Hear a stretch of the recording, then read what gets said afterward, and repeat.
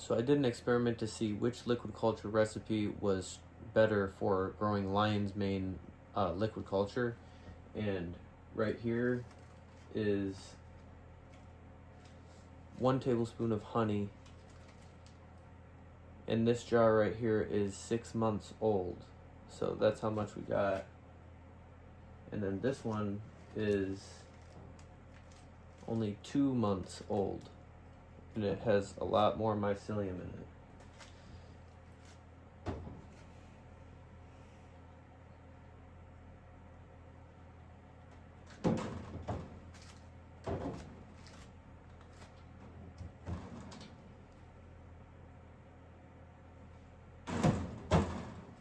And you can just tell that this one is a lot better for the lion's mane.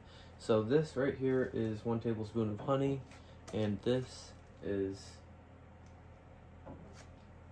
dextrose and soy peptone, which I have a recipe for in a video I'll link in the description. But yeah, this is my new favorite recipe for growing lion's mane.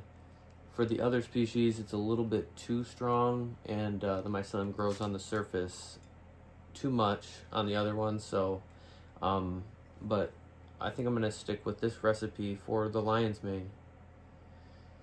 So, and I've tried a bunch of different recipes for the lion's mane, and this is definitely the best one. Compared to other species, if this was oyster mushroom liquid culture, this would have been completely full by now. But lion's mane just never grows that much, I guess, in honey.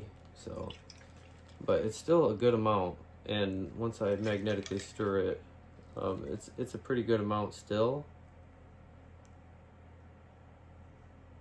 But still, you could see once it settles, it's not even half of the jar. But this is acceptable though. But sometimes it's not this good with honey.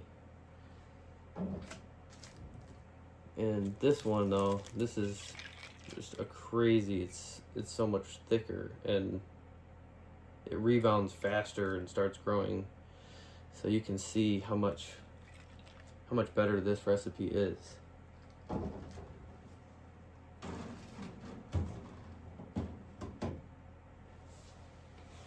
Let's check that out, give you a close-up.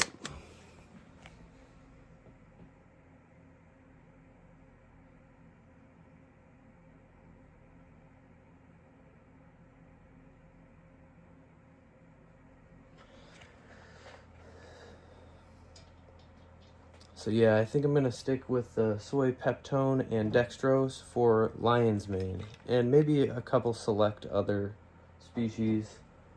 But for some species, the soy peptone and dextrose is just too strong, and I can't keep up with the magnetically stirring all the time. So I think I'll stick with honey liquid culture for most species. So I thought I would just share that observation I made, the experiment. It went the way that I would hope, because I've been having problems with lion's mane not growing enough for a long time. So I'm glad that this does a lot better.